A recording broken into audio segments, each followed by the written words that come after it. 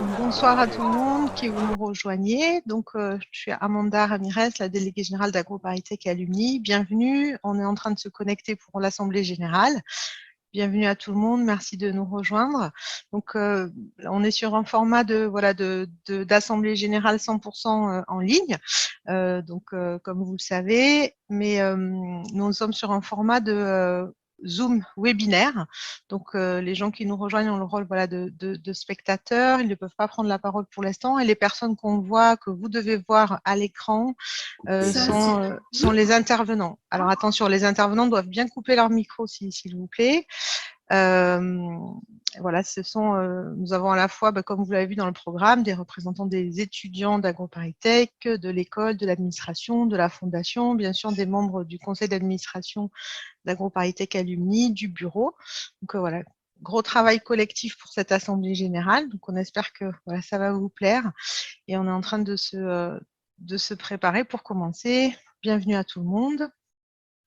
Si voilà, vous souhaitez vous adresser aux organisateurs, n'hésitez pas à poser une question dans le fil de discussion pour vous adresser aux organisateurs. Pour ce qui concerne les questions officielles de l'Assemblée générale, elles seront posées dans le format Q&R. Voilà. Et pour dire des petits bonjours, c'est sur le fil de discussion. Donc, bonjour Julien, donc Julien Coyer qui est président d'Uniagro qui nous a rejoint, bienvenue. Bonjour Nicolas, Emmanuel, bienvenue à tous et à toutes. Alors, on attend encore quelques minutes, le temps de laisser le temps à tout le monde de se connecter. Et puis, on commencera parce que le programme est dense, comme vous l'avez vu. Puis, on ne veut pas vous prendre non plus toute la soirée. Mais on va laisser le temps aux personnes d'arriver. Bonsoir François. Bonsoir tout le monde.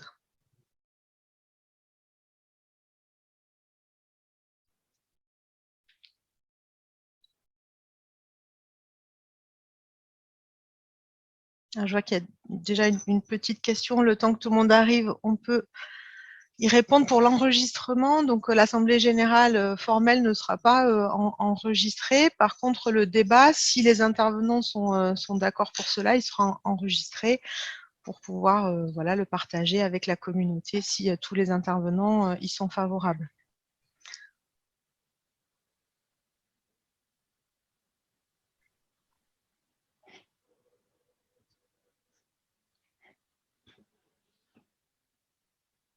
Allez, encore une petite minute, puis Anne, on va commencer si c'est OK pour toi. Encore une petite minute.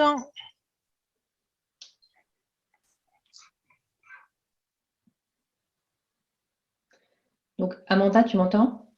Oui. Au moment où moi j'interviens, je mets mon micro et ma vidéo, c'est ça? Là, parfait, Marie-Christine. Ok, ça marche. À tout à l'heure. À tout à l'heure. Ok, nous avons combien de personnes qui sont déjà en ligne, tu le sais? Oui, pour l'instant, 81. Ah oui, quand même. La pression monte. Pas de pression, Anne, tout va bien, respire, respire. Et tout va bien aller. Là, tout le monde peut nous entendre. Hein. On est déjà en ligne. Bonsoir Gilles. Tu nous entends bien, Gilles? Bonjour, okay? Très bien, pas de problème. Bonsoir, merci d'être là. Donc voilà, je le redis, excusez-moi, mais parce que les gens nous rejoignent au fur et à mesure. Donc bienvenue à tous et à toutes pour ceux qui nous rejoignent. Donc nous sommes en direct de l'Assemblée générale d'AgroParisTech Alumni qui va commencer dans maintenant très peu de temps. On est sur un format Zoom webinaire. Donc ça veut dire effectivement que les spectateurs et spectatrices participants ne peuvent pas prendre la parole spontanément et ne peuvent pas partager forcément leur caméra. Par contre, les personnes que vous voyez à l'écran sont les intervenants et les organisateurs de cette assemblée générale. Donc, bien sûr, il y a les membres du bureau et du conseil d'administration de l'association, il y a des représentants officiels des étudiants, de la direction de l'école, de la fondation, voilà, après de l'Université Paris-Saclay qui vont participer à notre débat. Donc, c'est pour ça qu'on les voit apparaître, puisque c'est quand même plus sympa de voir aussi les gens qui parlent. Donc, pour les personnes qui nous rejoignent, grand merci d'être là. Si vous voulez vous adresser voilà, aux organisateurs et organisatrices, vous pouvez adresser un petit message sur la partie discussion. Et pour tout ce qui concerne les questions officielles de l'Assemblée générale qui seront traitées, ça sera la partie Q&R, mais on le répétera dans la soirée. Je propose qu'on commence. Anne, si ça te va, pour respecter notre timing. Donc voilà, on ouvre cette Assemblée générale avec notre nouvelle présidente, Anne Gouillon. Pas du tout stressée. Bon, merci Amanda, merci à tous.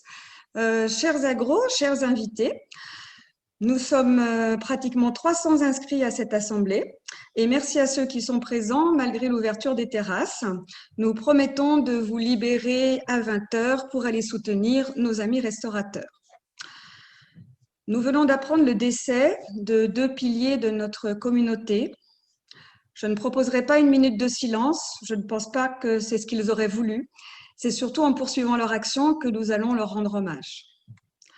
Suzanne Parmentier a dédié sa carrière aux agros. Comme déléguée générale, elle a su les rassembler et préfigurer notre service emploi-carrière en les accompagnant dans leur recherche d'emploi. Elle a pris sa retraite dans les années 90 lorsque William Hamon était président. Aujourd'hui, c'est Amanda Ramirez qui occupe ce poste et qui fait vivre ainsi son héritage. Administrateur de la Maison des ingénieurs agronomes, Michel Jourdier a également, pendant longtemps, tenu le poste clé de trésorier avec une rigueur, une fidélité qui est reprise aujourd'hui par Véronique Fabien-Soulet. Et c'est ce travail constant qui nous permet de maintenir nos actions et de déployer de nouveaux projets. En 2020, dans un contexte légèrement apocalyptique, AgroParisTech Alumni a su tenir le cap et même se développer. Et je salue ma prédécesseuse, Marie-Christine Huot, d'avoir réussi ce défi. Avec les permanentes, avec le CA et les bénévoles qui ont su dynamiser l'association en consolidant nos comptes, grâce au soutien également d'Alain Brinon, le gestionnaire de notre Maison des ingénieurs agronomes, et qui en plus démarre en ce moment, sans retard je crois, la construction de la future résidence de nos étudiants à Saclay. Tout ce travail dans ces conditions et en plus, AgroParisTech Alumni a su être réactive avec de la solidarité qui est de plus en plus au cœur de nos actions pour les soignants, pour les étudiants, pour les alumni qui ont été parfois en grande détresse et tout cela de plus en plus avec notre fondation AgroParisTech. Alumni solidaire pour un monde vivant, c'est la feuille de route de cette nouvelle mandature de notre nouveau conseil, renouvelé en novembre, généreux, divers, à l'image des agros. Nous avons toutes les générations, toutes les professions. Sa mission, c'est de rassembler et pour ça, il va falloir de plus en plus, comme nous l'avons déjà beaucoup fait, servir les alumni, les mobiliser pour des actions concrètes et surtout les faire rayonner, montrer à quel point nos métiers vont être de plus en plus au cœur de tout ce dont on va avoir besoin pour l'avenir, au moment où l'installation de notre école à Paris-Saclay, qui va être effective en 2022, va nous ouvrir de nouvelles opportunités. Rassembler, c'est aussi répondre aux urgences. On a parlé de la solidarité. L'urgence en début d'année, ça a été la crise à Grignon, qui va peut-être se transformer en belles ouvertures. Notre groupe de travail a accompagné l'école et les étudiants pour fournir des réponses à la mobilisation étudiante et répondu en même temps, nous en parlerons plus tard, aux demandes des alumni qui souhaitaient que nous apportions des réponses et une mobilisation sur ce sujet. Nous n'aurons pas le temps d'approfondir ce débat qui est extrêmement important pour certains. Il y a beaucoup d'autres activités à rendre compte. Ce sera le lieu d'un prochain forum. Nous vous proposons des dates dès la semaine prochaine. Enfin, cette assemblée se poursuit avec un débat avec nos invités qui montreront comment nous construisons ensemble notre avenir avec les piliers que sont la Fondation AgroParisTech, l'école et demain l'Université Paris-Saclay qui sera représentée. Enfin, comme promis, nous allons avoir une introduction avec les mots chaleureux de notre camarade Julien de Normandie, ancien agro et ministre de l'Agriculture, qui vient, rappelons-le, de participer aux Journées de la souveraineté alimentaire. Les rayons de pâtes vides en avril 2020, loin d'être une panique absurde, ont rappelé que la sécurité alimentaire est une exception dans l'histoire de l'humanité, que tous les humains ne partagent pas d'ailleurs en ce moment, que nourrir les hommes reste notre devoir. Et nous terminerons donc sur la présentation des Journées de l'agriculture dont nous sommes fiers d'être partenaires. Toutes mes excuses à ceux que j'ai oubliés ou que je n'ai pas mentionnés. Vous allez découvrir un vrai travail collectif. Je vous y espère actif et contributif et je déclare ouverte cette Assemblée générale. Merci beaucoup, Anne. On va passer tout de suite la main à Nicolas, qui est un membre du conseil d'administration et du bureau d'AgroParisTech Alumni, qui va nous montrer la vidéo de Julien de Normandie.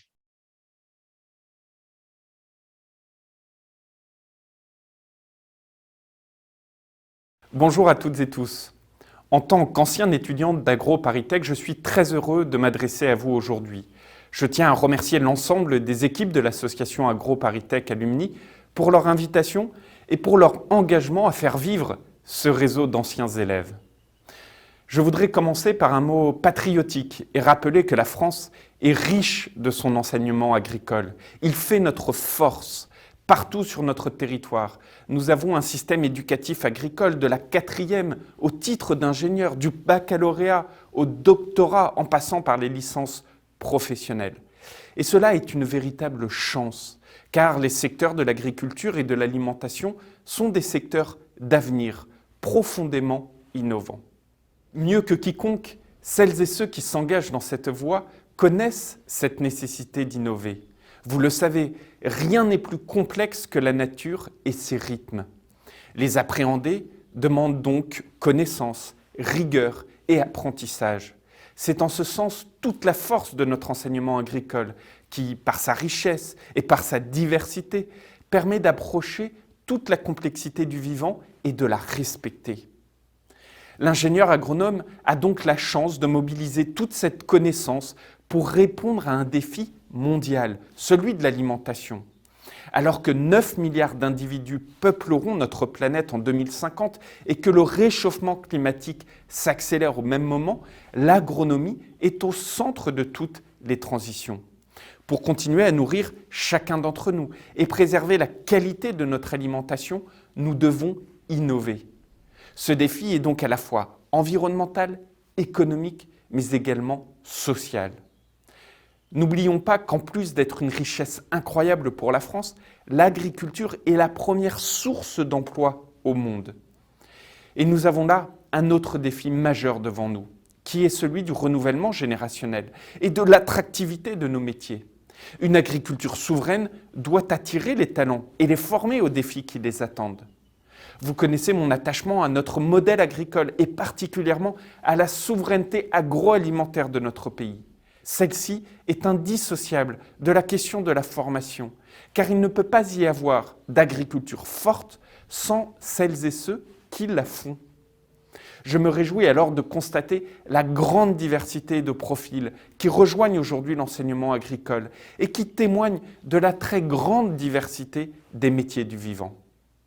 Enfin, je dirais que faire ce choix de formation, c'est se placer au final au cœur des transitions que nous vivons. À la fois celles qui nous sont imposées, je pense évidemment aux défis climatiques, où les vagues de gel récentes nous ont montré le besoin d'innovation et de techniques performantes pour lutter contre ces aléas climatiques. Ils vont se répéter et nous devons nous préparer à être plus forts en développant particulièrement la recherche. Mais il y a également les transitions que nous poussons et sur lesquelles nous mettons toute notre énergie. Je veux bien sûr parler de la transition agroécologique qui œuvre pour l'agriculture d'aujourd'hui et de demain et pour laquelle tout notre savoir-faire se mobilise.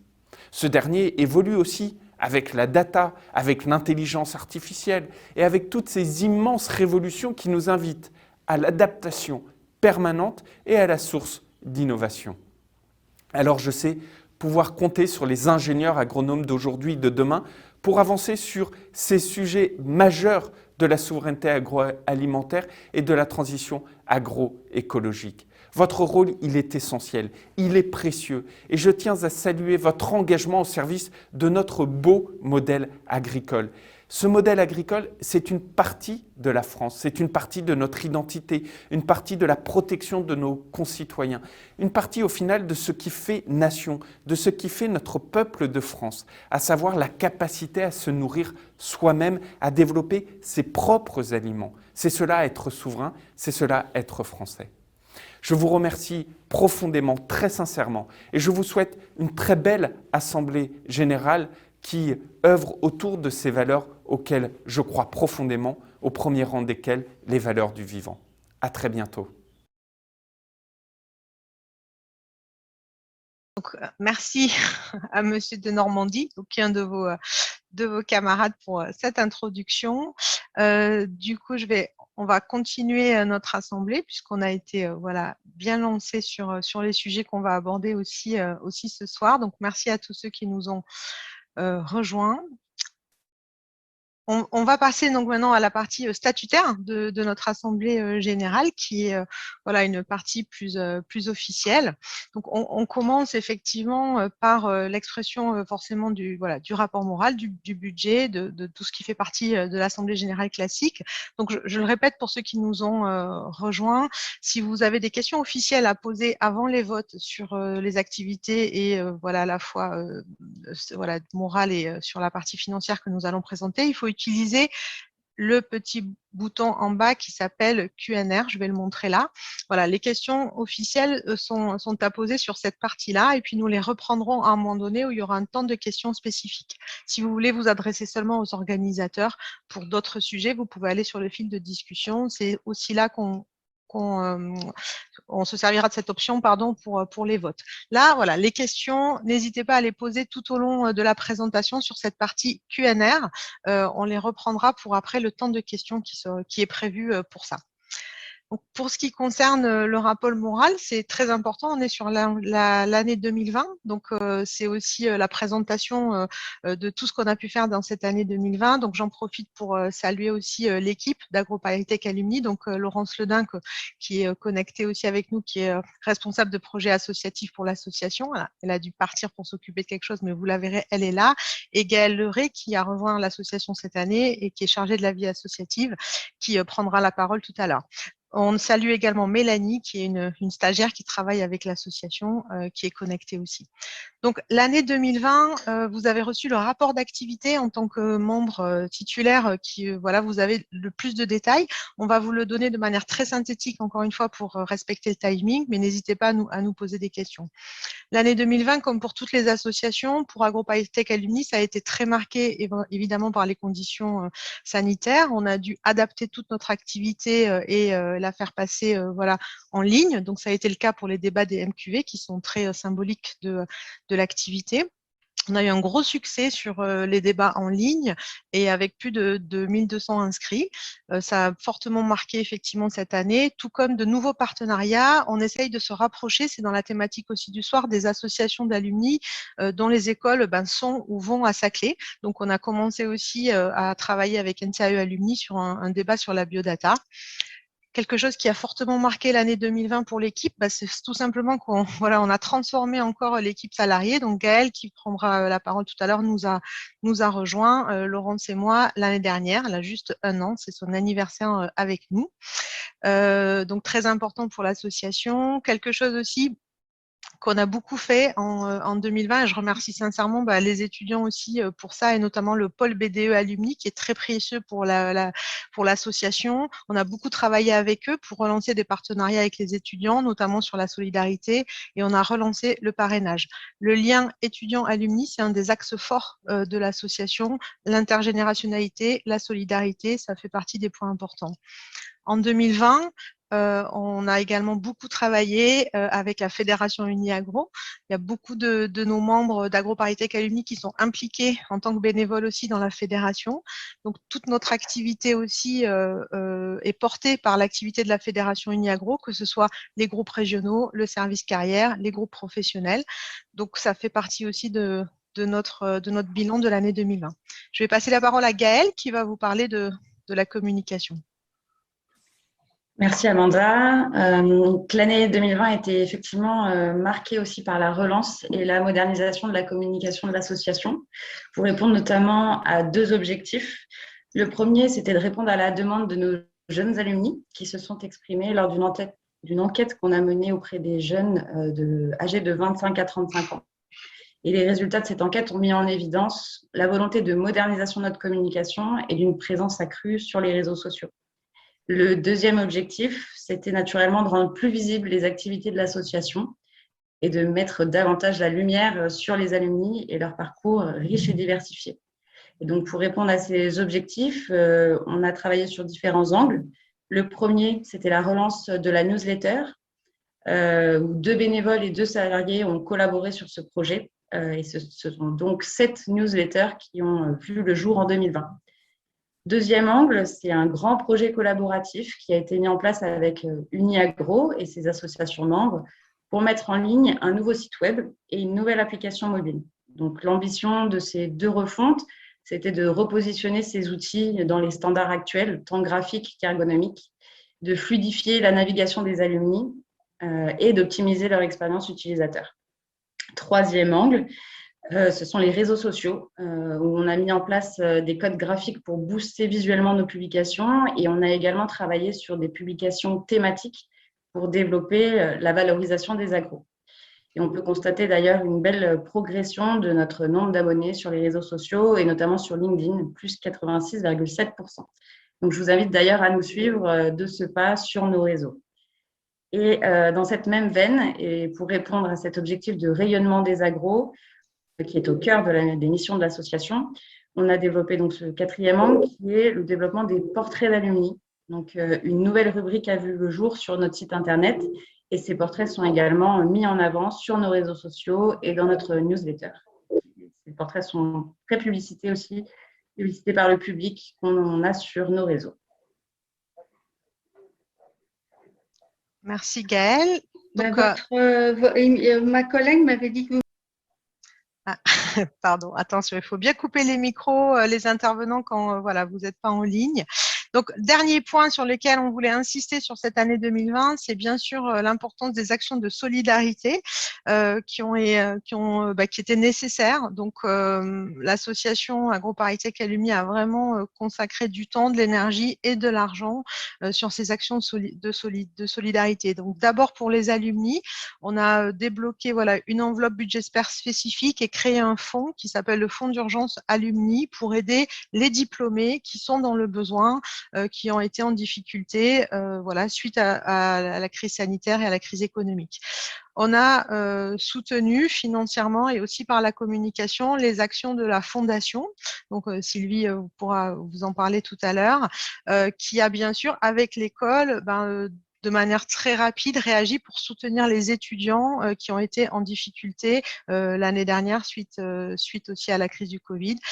Et l'association a participé aussi à cet effort en vous mobilisant et aussi en apportant des fonds justement pour ce fonds solidaire. Troisième pilier aussi de notre action de solidarité l'année dernière, on a, avec nos collègues de ParisTech Alumni, participé à une action avec la Croix-Rouge française pour soutenir financièrement une opération pour acheter des masques et pour soutenir le personnel soignant. Donc l'année 2020 a vraiment été marquée par ces actions de solidarité et c'est quelque chose qu'on poursuit effectivement en 2021. On va en parler tout de suite avec le programme du nouveau conseil d'administration.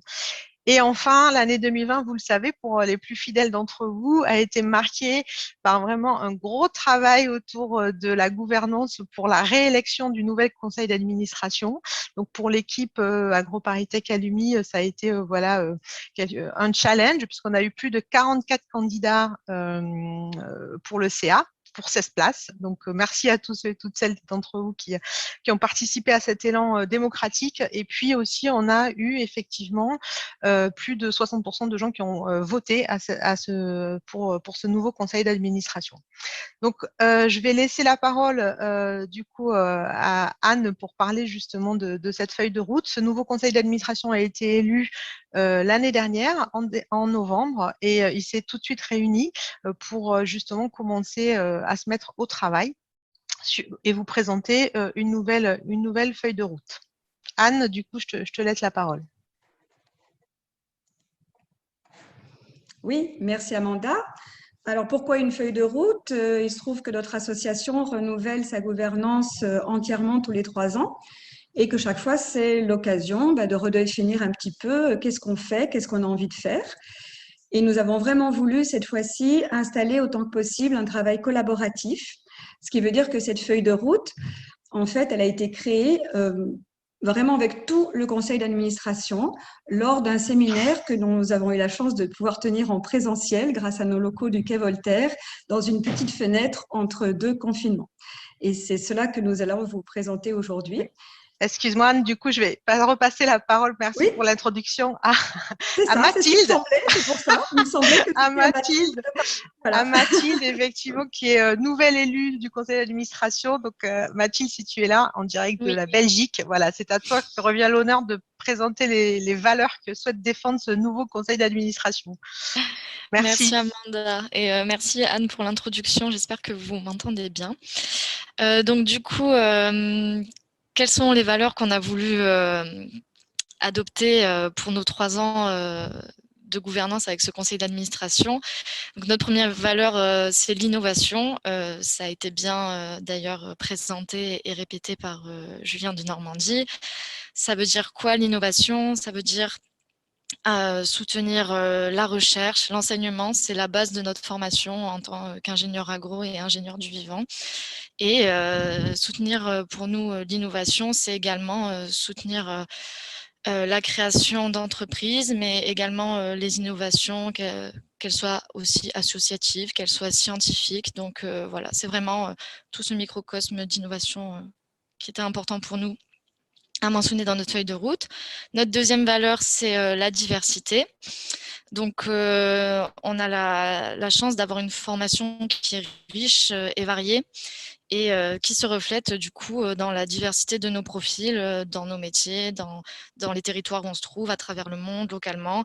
C'est ce qui fait notre richesse et c'est ce qui fait qu'on s'enrichit mutuellement dans notre réseau et en dehors du réseau également. Donc, c'était une valeur importante pour nous. Troisième valeur, c'est la joie partagée et ça, c'était vraiment un point qu'on a voulu mettre en avant avec le nouveau CA. C'est l'idée d'animer notre réseau tout simplement dans la convivialité, d'avoir plaisir à se retrouver, donc avec entre membres du conseil d'administration, avec les bénévoles et avec tous les agros lors de nos événements conviviaux. Et enfin, notre dernière valeur, c'est la soutenabilité. C'est une valeur qui est incontournable, mais qu'on a tous en nous, je pense, quand on est, qui plus est, ingénieur du vivant. Et c'est aussi de plus en lien avec le nouveau message d'AgroParisTech de l'école. Donc voilà, c'est vraiment une valeur forte de notre formation qui nous touche tous et c'est important pour nous de porter les agros dans cette tâche à travers les alumni. Si tu peux passer, Amanda. Et donc, on s'est fixé plusieurs défis pour notre feuille de route également. Donc, ce que nous voulons, c'est avoir un réseau qui soit de plus en plus nombreux. C'est de toute façon le cœur, la raison d'être d'une association d'alumni, d'avoir un réseau nombreux et fort. Donc, on aimerait doubler le nombre d'adhérents d'ici 2023, en ayant à l'esprit d'avoir un équilibre entre les générations et les territoires, et tripler donc le nombre de contacts qualifiés dans notre base de données. On aimerait avoir un réseau de plus en plus mobilisé. C'est un défi aujourd'hui, d'autant plus qu'on est beaucoup en ligne et qu'on a du mal à se retrouver. Mais donc voilà, on aimerait doubler notre nombre de bénévoles et renforcer nos services aux alumni pour tout ce qui est emploi carrière, solidarité, etc. Et enfin, on aimerait avoir un réseau plus rayonnant, donc vraiment travailler sur notre visibilité à travers les médias, à travers nos événements et également sur notre présence en ligne via le site Alumni, les newsletters, les réseaux sociaux. Merci Mathilde. Alors, n'hésitez pas si vous avez des questions à nous les poser sur la partie Q&R. On y répondra quand ça sera le moment. Je vais placer la parole à Isabelle Lugno, qui est membre également du bureau d'AgroParisTech Alumni et qui va vous présenter les groupes de travail qui sont nés de cette feuille de route. Oui, bonjour à tous. Et donc, depuis le premier séminaire de février 2021, 6 groupes de travail ont été lancés. 5 d'entre eux ont déjà été très actifs. Ils associent tous d'ailleurs des membres du conseil d'administration et puis évidemment les permanentes de l'équipe d'APTA et pour un travail très, très actif. Le premier de ces groupes, le groupe Adhésion, il a donc pour objectif de mieux qualifier notre base de données, c'est vraiment notre cœur de vie, notre grande force, et de fidéliser et mobiliser des nouveaux adhérents. Il a beaucoup œuvré notamment pour les jeunes promos, avec la reformulation du message pour adhérer, en espérant vous donner à tous encore plus envie d'adhérer, en expliquant davantage pour quelles raisons il faut adhérer, parce que c'est vraiment nécessaire. Il a aussi pour objectif de recontacter les alumni qui sont un peu perdus de vue. Donc, il y a tout un travail aussi qui se met en place là-dessus. Le deuxième groupe, le groupe Solidarité, qui a pour objectif de renforcer et développer des actions de solidarité. Il a mis en place notamment développé le tarif d'adhésion solidaire. C'est à côté des actions de solidarité qui ont été présentées tout à l'heure par Amanda. Hein. Donc, il y a également ces actions-là. Un tarif d'adhésion solidaire, un fonds alumni solidaire qui a été lancé et qui a déjà servi pour 5 personnes, avec d'autres projets derrière. La relance des prêts d'honneur avec un dossier déjà en cours d'étude, d'autres idées. En fait, c'est un groupe qui fuse pas mal sur les idées, notamment, pourquoi pas, une plateforme sur la mise en commun d'hébergement. Donc ça, c'est un groupe actif et il y a malheureusement beaucoup de raisons de le rendre actif aujourd'hui pour la solidarité dans tout le réseau. Le troisième groupe, c'est la vie du réseau, pour développer les événements qui sont portés par APTA, mais également pour mieux faire connaître les événements de tous les groupes et le service carrière de tout ce qui est porté par Uniagro, donc les groupes régionaux, les groupes internationaux, les groupes pro. Il a aussi pour objectif de structurer et de favoriser le bénévolat. Alors, on vous l'a déjà dit, mais je le redis, c'est vrai qu'on fait appel en permanence à des bénévoles. Être bénévole dans une association comme APTA, c'est extrêmement enrichissant humainement. Donc, je vous encourage largement aussi, j'en profite pour vous encourager à être bénévole également. Le groupe méthodologie a été également très actif. Il a en particulier organisé le séminaire de février 2021. Il a pour objectif de soutenir le partage d'informations, le dialogue, un vrai travail collaboratif, un travail en commun, développer des outils justement de partage, définir des méthodes de travail et puis suivre aussi toutes nos actions. Et c'est vraiment un objectif qui est très important pour la structuration et l'organisation du conseil d'administration, de tout le travail du conseil d'administration et donc de l'association. Et puis pour le groupe Relations École et Fondation, là je passe la parole à Anne qui va vous en dire un peu plus sur celui-là. Merci, à bientôt.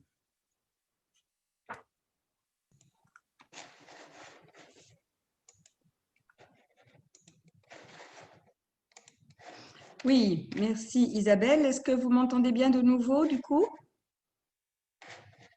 Oui. Oui.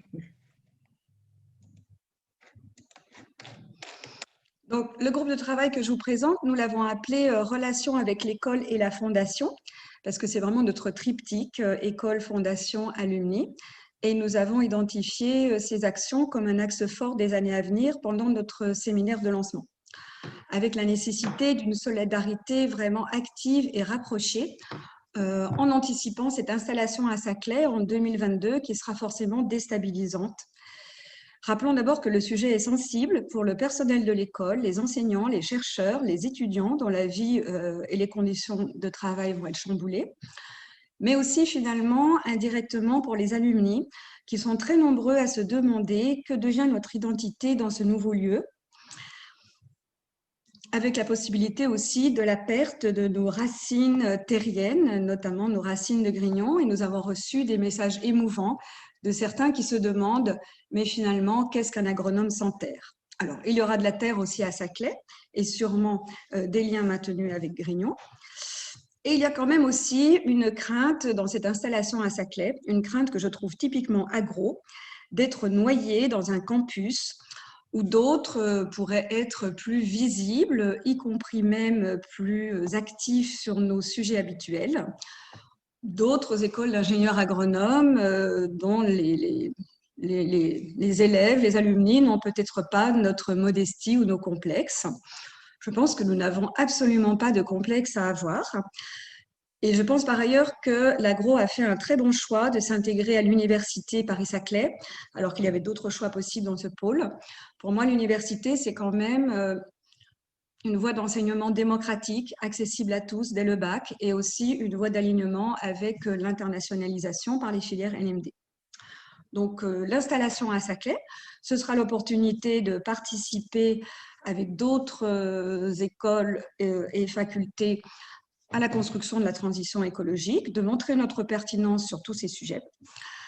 Et nous espérons bien, donc, grâce à notre groupe Relations avec l'école, faire du maillage, par exemple, une action donc déjà commencée, on l'a vu tout à l'heure, avec les autres associations d'alumni qui seront nombreuses sur ce campus.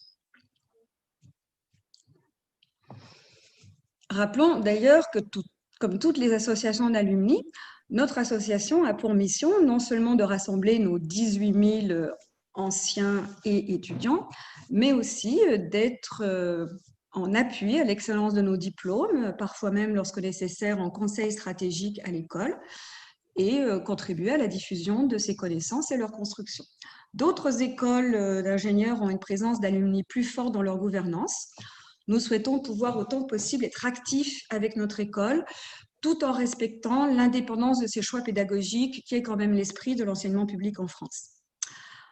En ce qui concerne nos objectifs pour nos relations avec la Fondation, Sylvie Bénard vous parlera de ses activités que nous souhaitons vraiment, là aussi, contribuer à développer, à enrichir en étroite relation, par exemple par des levées de fonds communes sur ces très beaux projets, que nous espérons aussi, en communiquant mieux ensemble, aider à faire connaître et peut-être en créer des nouveaux. Il y a plein de belles choses à faire pour les alumni, avec les étudiants et avec l'école et d'autres partenaires d'enseignement autour de ça.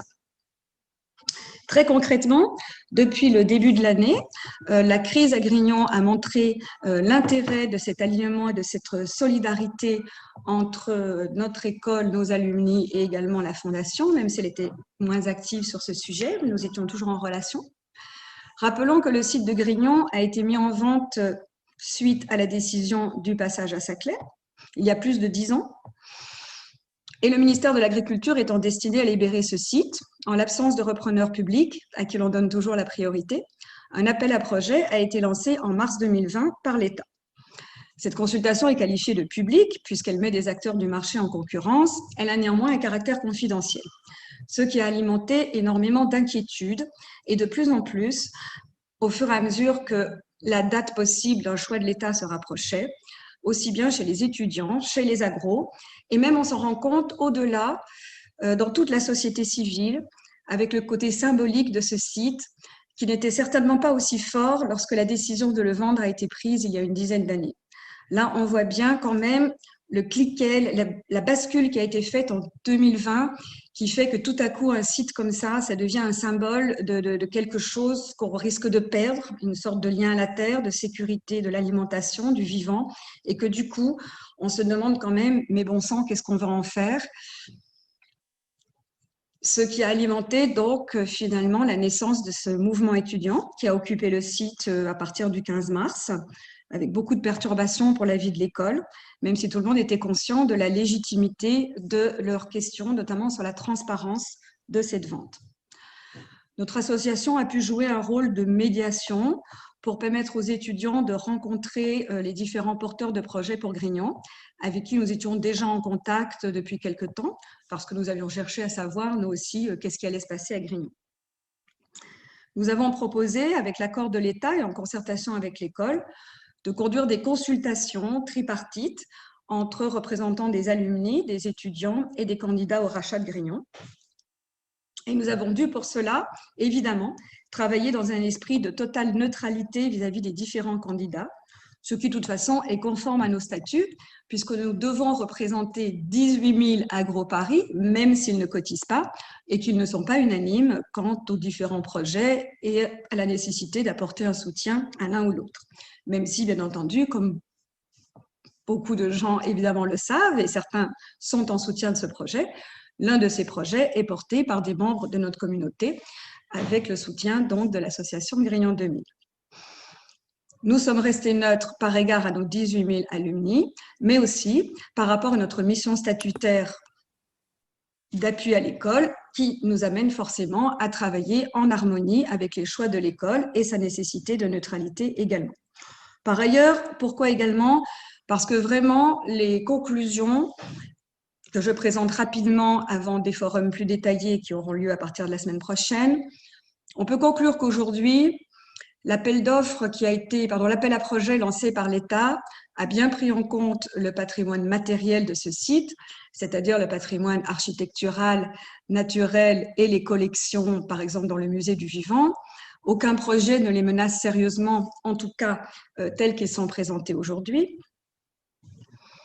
Néanmoins, aucun de ces projets, par rapport aux nouveaux enjeux en 2021, de ce qu'on peut faire à Grignon, aucun de ces projets n'est suffisamment abouti et aucun d'eux, pour le moment, dans ces partenariats, dans ces ambitions, ne nous semble à la hauteur des enjeux et très loin. Néanmoins, nous sommes par définition dans des processus évolutifs. C'est ce que vraiment nos consultations, y compris avec la direction de l'immobilier de l'État, nous ont permis de comprendre. Il y a donc encore beaucoup d'ouvertures possibles. Les candidats le savent. Ils en comprennent la nécessité. Ils savent très bien que les parties prenantes de la communauté AgroParisTech et de la société civile seront là de toute façon pour empêcher les projets d'avancer et personne n'en a envie si jamais ces projets n'étaient pas à la hauteur du patrimoine de Grignon et de son histoire. Nous serons là, les alumni, pour éviter ces conflits, pour que Grignon, quel que soit son devenir, soit un atout pour l'école et surtout, finalement, pour l'Université Paris-Saclay que nous allons rejoindre. Il y a de très belles choses à faire dans ce lieu, autour de la transition. C'est un lieu où peuvent travailler ensemble, comme dans un laboratoire, les professionnels, les chercheurs, les étudiants. Nous vous présenterons prochainement une réflexion sur ces propositions. Sachez que vraiment, nous sommes mobilisés, nous avons entendu les préoccupations au moins d'une partie des alumni sur ce sujet. Et nous attendrons vos contributions suite aux présentations des résultats de notre groupe de travail qui continuera à se mobiliser sur ce sujet autant que nous le pourrons avec notre école et nos autres partenaires. Merci, merci Anne. Je rappelle à tous les participants que vous pouvez poser vos questions. Il y en a plusieurs d'entre vous qui commencent à le faire sur la partie Q&R. On y répondra bien sûr quand on sera sur le temps des questions. Merci à tous les administrateurs et administratrices qui ont participer à la présentation de ce rapport moral et de la feuille de route. On va passer à la partie financière et donc bien entendu c'est la parole à Véronique Fabien-Soulet qui est notre trésorière. Bonjour à tous. Je vais vous présenter d'abord les comptes 2020 de l'année. Vous avez reçu, les adhérents ont reçu au préalable avec les documents de l'Assemblée générale, la plaquette de l'expert comptable, donc qui reprend de façon très exhaustive tous les comptes de l'association en 2020. J'ai aussi préparé un rapport financier qui vous a été transmis et qui donne certains détails donc sur chaque ligne, en gros, des tableaux que je vais vous présenter. Donc, ce que je vous propose, c'est que je vais juste vous mentionner les faits saillants des comptes 2020 et si par ailleurs vous avez des questions à poser, vous le mettez dans le Q&R comme précisé par Amanda et donc je vous répondrai à ce moment-là synthétiquement sur les comptes ou ensuite sur le budget. Donc, sur les comptes 2020, d'abord les produits d'exploitation.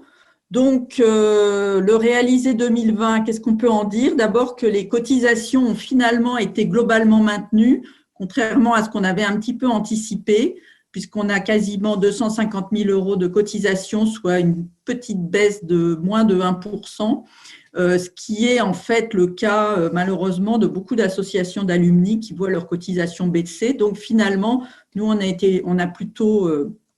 on a bien maintenu nos cotisations. Merci aux adhérents. Les recettes, en revanche, diverses ont été affectées par la crise. C'est évident, notamment quand on pense aux locations de salles. Et enfin, un point des recettes exceptionnelles qui reviennent pour 17 000 € de reprise de provision. Donc, un total de 364 905 € de produits d'exploitation. Page suivante. Donc, pour ce qui est des charges d'exploitation, Amanda, tu peux changer. Voilà, merci. Donc, pour les charges d'exploitation, l'effet marquant en 2020, ce sont d'abord les baisses de frais de personnel parce que Gaëlle ne nous a rejoint qu'au mois de mai en remplaçant de Michel Yousfi qui était parti fin décembre. Donc, on a des frais de personnel en baisse. Ensuite, on a des actions de communication qui, évidemment, malheureusement, ont subi la conséquence de la crise et en plus, le site Internet a coûté moins cher que prévu. Bravo. Des dépenses de fonctionnement qui, du coup, sont en baisse et simplement des charges exceptionnelles qu'on vous a déjà présentées avec les actions de solidarité. Et en plus, on a profité cette année de rééquiper en matériel bureautique la toute nouvelle équipe remaniée. Voilà, donc le total des charges d'exploitation à moins 495 797 €. Bon, 500 000, quoi. Donc, au global, sur 2020, page suivante.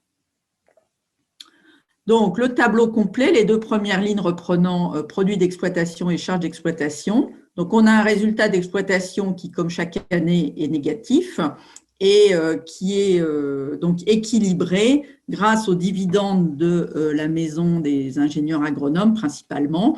Merci Alain Brinon, comme chaque année, pour cette stabilité de l'apport des dividendes du Quai Voltaire. On a des petites charges financières en hausse parce qu'on a remboursé par anticipation un prêt. En revanche, notre experte comptable a retrouvé des cotisations URSSAF non dues et c'est ce résultat exceptionnel de 3 394 €. Tout cela fait qu'au total, on a un résultat net qui est excédentaire, qui sera, et vous le voterez tout à l'heure, à affecter au report à nouveau, un résultat excédentaire de 52 388 €, alors qu'on avait prévu un résultat déficitaire. Mais finalement, on a plutôt bien géré. On aurait préféré, je pense, plus pouvoir dépenser, mais ça a été quand même, vous l'imaginez, assez compliqué. Donc voilà pour l'année 2020. L'année 2021, donc le budget qu'on va vous présenter et reprend en fait la feuille de route. C'est quand même la traduction financière de la feuille de route. Donc en termes de produits d'exploitation, on a un budget offensif sur les cotisations à 275 000 €, ce qui représente en fait plus 300 adhérents par rapport à l'année dernière. Donc, ce n'est pas tant que ça fait plus 10%, mais alors que le nombre de cotisants baisse régulièrement d'année en année depuis plusieurs années, là, on pense qu'on a atteint le fond de la piscine et que grâce à la mobilisation de notre groupe adhésion, on va facilement remonter le niveau des cotisations. Bon, les divers, les recettes diverses, les produits d'exploitation diverses, on pense que ça ne va pas être encore très glorieux, donc c'est assez similaire à l'année dernière. Et puis, il n'y a pas de recettes exceptionnelles cette année, enfin, ce n'est pas prévu. Et donc, un produit d'exploitation finalement au global assez stable par rapport aux 2 années précédentes. Par rapport aux charges d'exploitation maintenant, donc, l'effet marquant, c'est un service aux adhérents, c'est-à-dire la première ligne, qui augmente de 10 000 €. Le service aux adhérents, c'est en fait principalement notre contribution à Uniagro, c'est-à-dire Planète Agro, le service emploi carrière, les groupes régionaux. Et cette année, le coût de Planète Agro va être aligné exactement sur le nombre de magazines de revues diffusées et donc ça va entraîner un surcoût pour AgroParisTech Alumni. On a prévu aussi de renforcer cette année l'équipe notamment avec l'équipe de permanents, notamment avec des stagiaires, mais aussi, parce que ça coûte pas cher, mais aussi avec un CDD à partir de septembre, un animateur ou une animatrice de réseau. On fera le bilan en fin d'année ou en début d'année prochaine de ce dispositif pour voir si on le pérennise ou pas. Voilà. Et enfin, un budget de communication, et bien là, qui reflète clairement la feuille de route et les besoins des différents groupes de travail d'un peu de financement. Et enfin, fait marquant, c'est l'offre solidarité. On a budgété 5 000 € aujourd'hui. Il y a plusieurs projets, comme Isabelle vous en a parlé, à voir. Pour l'instant, ça nous paraît être la tendance. Peut-être qu'il faudra revoir ce chiffre-là. Au global, donc, on a des charges d'exploitation qui, là, sont en nette hausse, à moins 579 000 €. Donc, au global, on va revoir le budget 2021 total. Et voilà. Donc, les deux premières lignes que je viens de vous présenter amènent un résultat d'exploitation qui est à moins 206 650, qu'on va donc équilibrer avec les produits financiers. Ensuite, on paye des impôts. On aura donc un résultat tout en bas, un résultat net courant plus exceptionnel qui est prévu négatif, mais finalement pas si négatif que ça par rapport aux résultats positifs qu'on a eu les deux précédentes années. Donc, on peut estimer que c'est un budget qui reste quand même prudent et à l'image de ce qu'un budget doit être pour une association. Voilà, je crois que c'est fini. Je vous remercie. J'ai vu plein de questions arriver. Mais merci Véronique. Elle ne concerne pas tous le budget, mais merci pour les questions. Merci de rester modéré, s'il vous plaît, aussi dans les questions que vous posez. On donnera effectivement la place nécessaire à toutes les questions. Je vais ensuite maintenant passer la parole pour continuer. Ensuite, on prendra les questions et on fera les votes officiels. Je vais passer la parole à Marie-Christine, qui est aussi membre du conseil d'administration d'AgroParisTech Alumni. Donc, Marie-Christine de Cidrac, oui. est-ce que tu peux prendre la parole? Oui, tout à fait, je suis là. Bonjour à tous. Le groupe adhésion dont on vous a parlé tout à l'heure est un des 6 groupes de travail de l'association, et on travaille principalement sur tout ce qui est base de données et tout ce qui est autour des adhérents. Donc, on a travaillé aussi pour revoir le barème de cotisation. On l'a partagé, bien sûr, avec tout le conseil d'administration. Il en ressort pour nous 3 objectifs principaux. Le premier, c'est de simplifier le barème pour que chaque adhérent puisse facilement se retrouver au niveau de chaque tarif, et puisse pouvoir trouver le bon tarif qui lui correspond. Le deuxième objectif, c'était d'ouvrir sur la diversité des situations professionnelles pour être aligné avec la réalité des situations, d'être en poste, en recherche, hors poste, en recherche de poste, en création d'activités, etc. Et puis, le troisième objectif, c'était d'officialiser le tarif solidaire. Isabelle vous en a parlé tout à l'heure, donc pour les agros en difficulté. Et voilà, c'était vraiment de pouvoir officialiser et afficher cette solidarité. Alors, qu'est-ce que ça donne en termes de chiffres? Donc, ça donne ce que vous pouvez voir. Donc, tout d'abord, un tarif plein à 120 €, donc qui est identique, le même depuis 5 ans. Et puis ensuite, des catégories, donc 4 catégories de tarifs préférentiels. Tout d'abord pour les jeunes diplômés, donc moins de 5 ans d'expérience avec un tarif à 45 €. Pour toutes les situations professionnelles particulières dont je viens vous parler, qui était un de nos objectifs, c'est un tarif à 60 €, donc 50% du tarif plein. Pour la catégorie des retraités, un tarif à 85 €. Le tarif solidaire, donc en cas de difficulté, à 20 €. Et puis, on garde toujours ce qu'on appelle le pack étudiant, qui est un forfait spécifique pour l'ensemble des années de la scolarité à 40 €. Donc, voilà le barème tel qu'on vous le propose aujourd'hui. On garde la réduction appliquée au couple agro de moins 50% sur la deuxième adhésion. Donc, voilà le barème que l'on voulait vous proposer aujourd'hui. Merci Marie-Christine. On va donc passer maintenant à un temps de questions. Donc je vais prendre les questions qui sont posées dans le Q&A. On va les synthétiser. On va prendre un temps de questions strict de 15 minutes puisqu'on veut respecter absolument notre timing et respecter le temps de tout le monde. Alors il y a plusieurs sujets, donc plusieurs personnes pourront prendre la parole donc parmi les panélistes.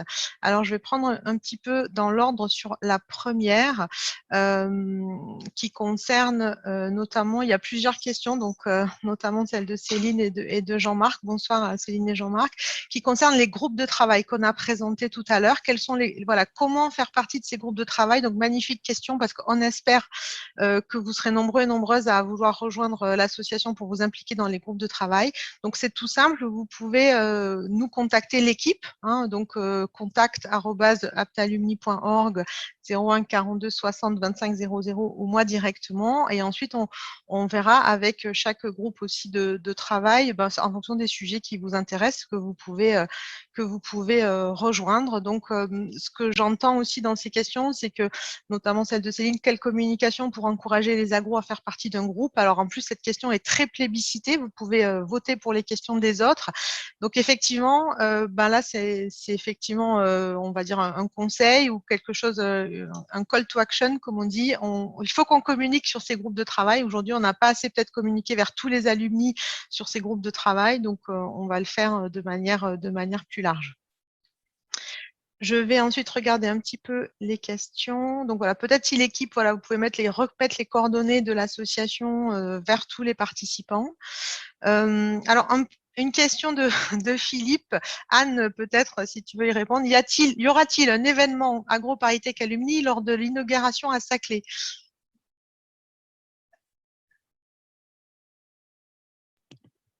Eh bien, je dirais, il y en aura un si on l'organise tous ensemble. Et du coup, je propose à Philippe de créer un groupe de travail ou de rejoindre un de nos groupes de travail pour commencer à l'organiser. Voilà, c'est une super bonne idée. Merci.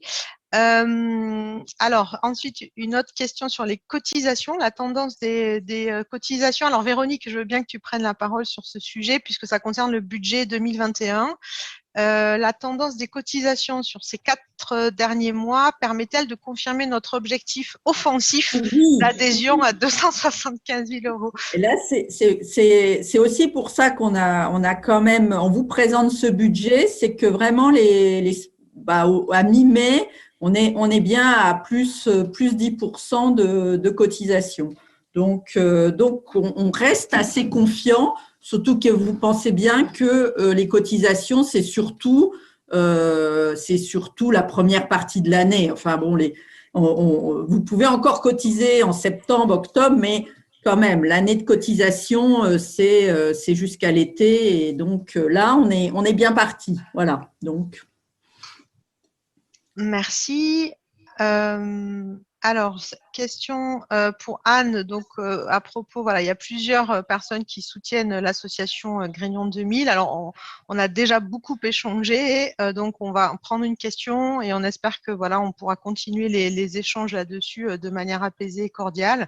Donc, est-ce que tu peux, Anne, repréciser pourquoi l'association AgroParisTech Alumni ne soutient pas Grignon 2000 ou a un avis sur celui-ci qui correspond pas à ce que Hugues notamment et Yann et plusieurs autres personnes qui s'expriment pensent.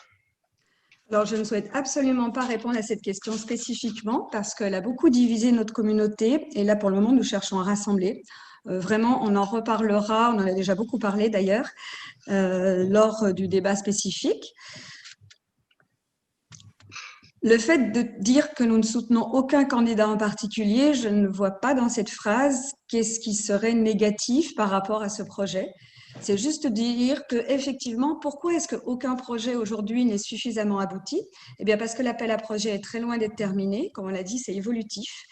Et parce que les circonstances ont fait qu'aucun candidat, et ça n'est pas de leur faute, y compris, ça n'est pas de la faute du candidat qui est représenté aujourd'hui ici, aucun candidat n'a pu construire un projet pouvant prétendre à être un campus international de référence sur nos sujets à la hauteur de l'histoire de Grignon, puisque l'histoire de Grignon a été construite par la communauté AgroParisTech. Et c'est là tout le paradoxe de cette vente. Si on veut créer un projet, eh bien, il va falloir installer dessus pour être vraiment ce phare international à la hauteur des grands campus de plusieurs centaines d'hectares qui existent, par exemple à Montréal, ou qui sont en train de se créer au Brésil ou en Chine, eh bien forcément, il faut le faire avec des acteurs de premier rang de l'enseignement supérieur et de la recherche. Donc, eh bien, ça sera demain nécessairement avec l'Université Paris-Saclay, qui a tout à y gagner, on n'est pas très loin en plus, et bien sûr, en effet, comme une question a été posée, avec l'INRAE.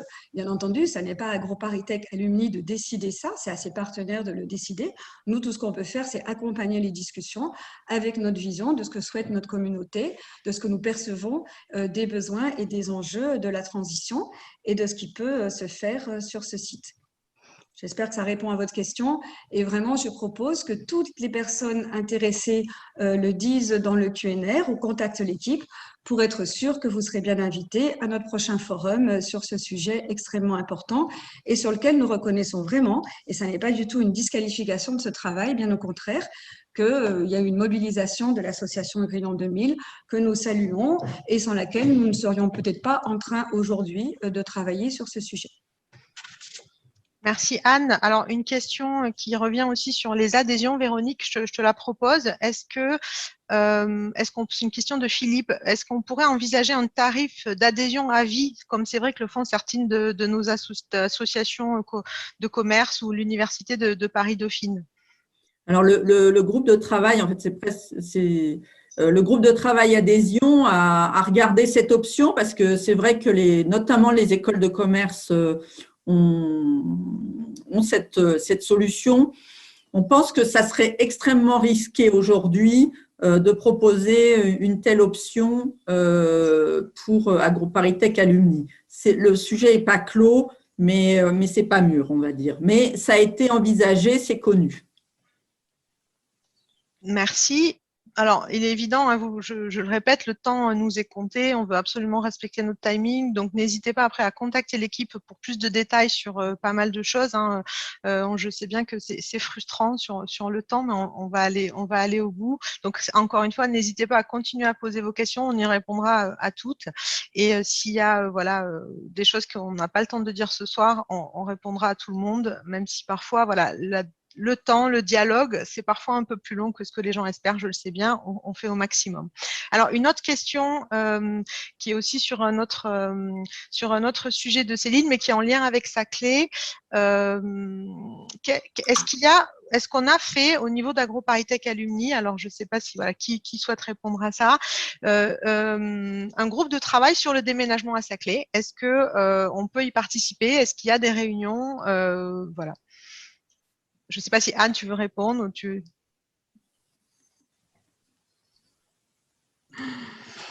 Alors, donc, le groupe de travail relation avec l'école, effectivement, c'est ce groupe de travail qui va s'intéresser à ce sujet.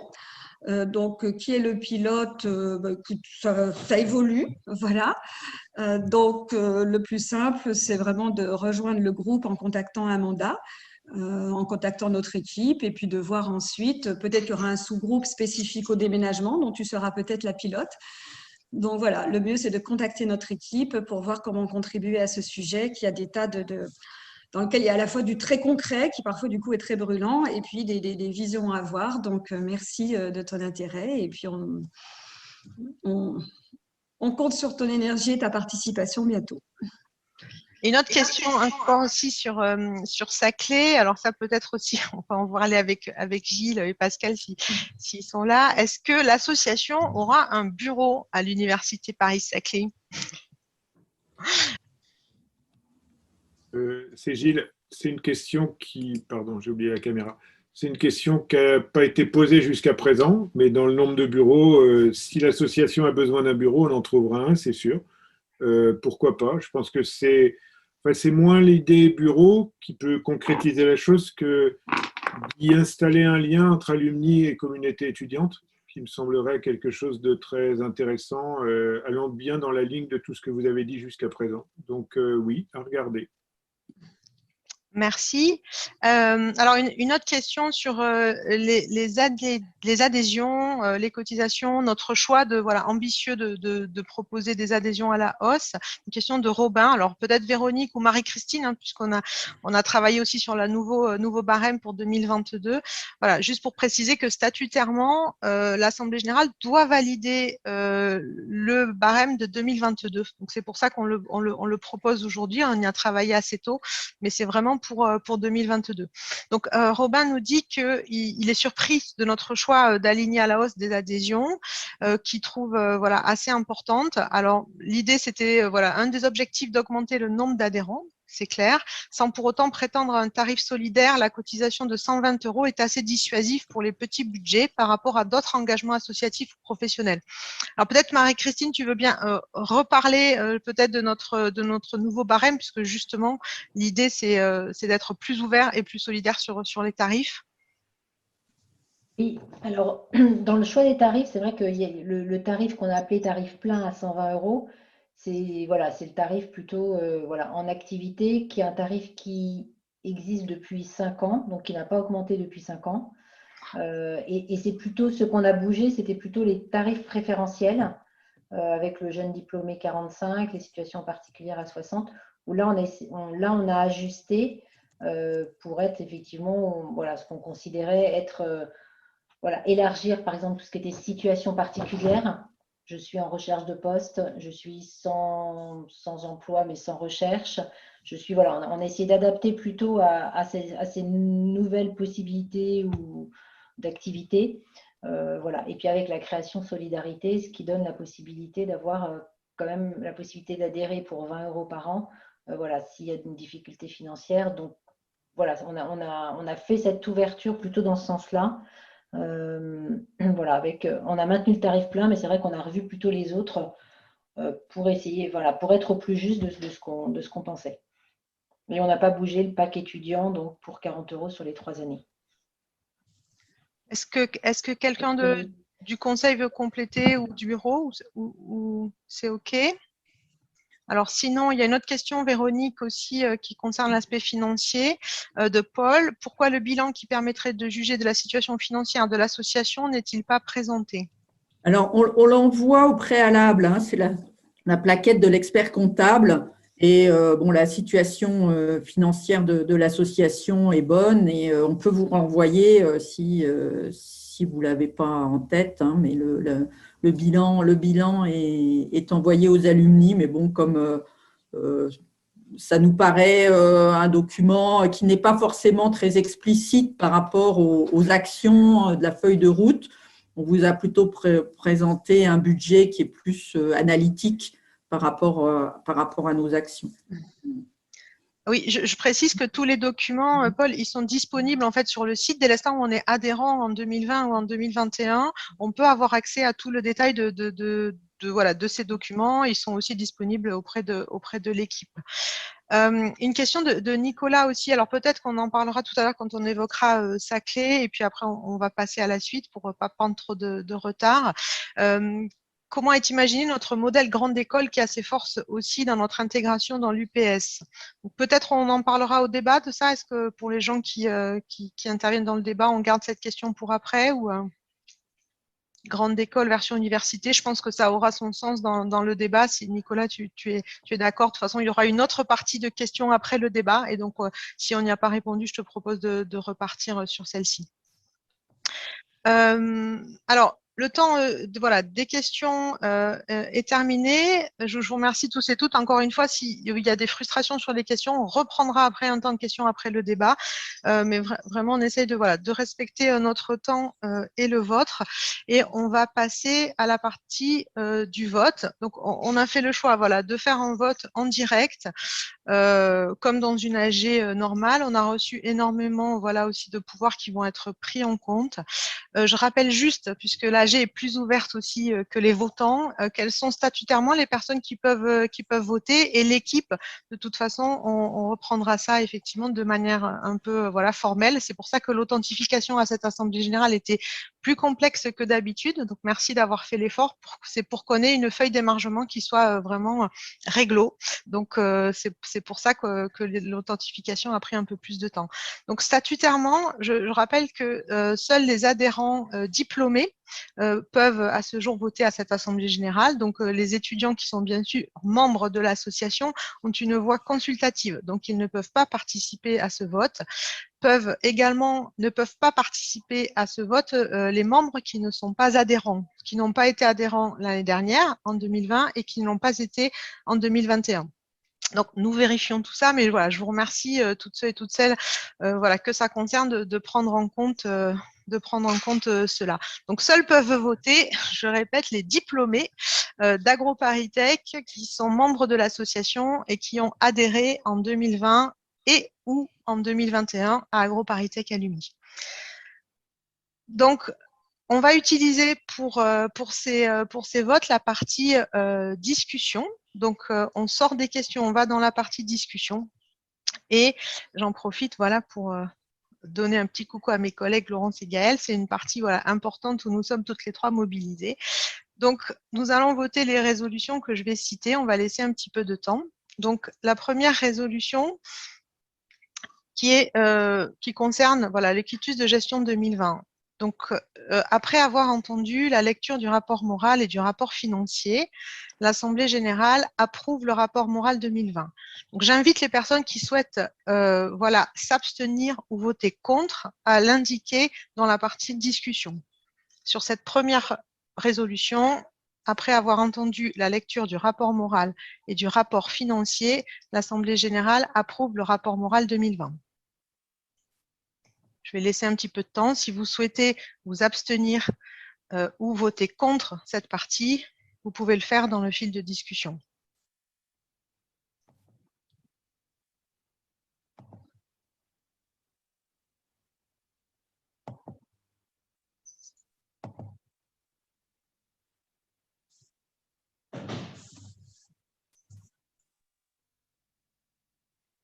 Alors, je laisse encore un petit peu de temps. Hein. C'est une partie formelle. Merci de votre patience.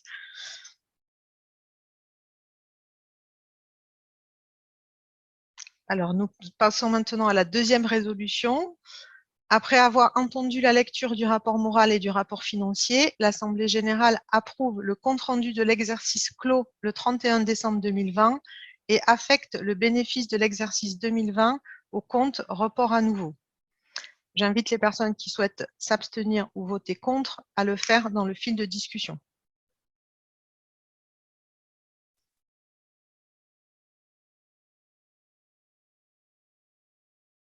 Alors, si vous approuvez, ce n'est pas la peine de l'écrire.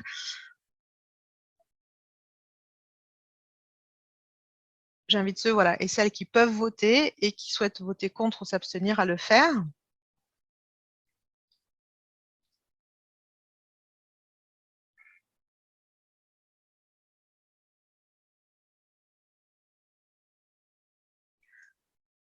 Troisième résolution, après avoir entendu la lecture du rapport moral et du rapport financier, l'Assemblée générale donne quitus aux administrateurs et administratrices pour la gestion de l'exercice.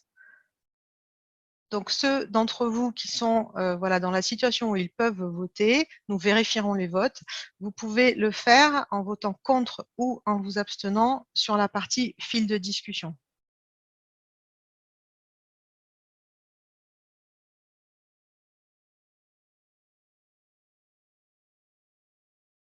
Je laisse encore un petit peu de temps.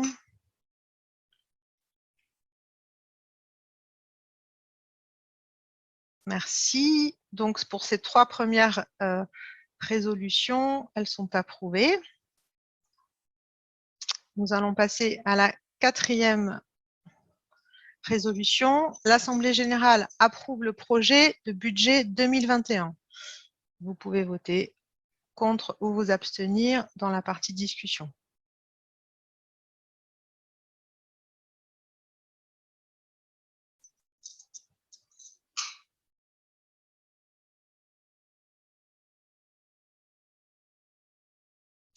Et enfin, la dernière résolution, l'Assemblée générale approuve la nouvelle proposition de barème 2022 suivante.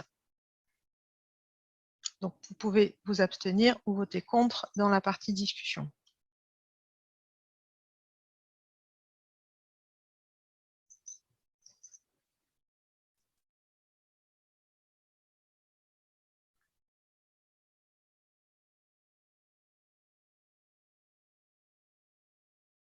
Alors, je laisse encore un petit peu de temps. Si vous avez voilà, encore besoin de temps pour vous exprimer, n'hésitez pas à le faire dans la partie discussion.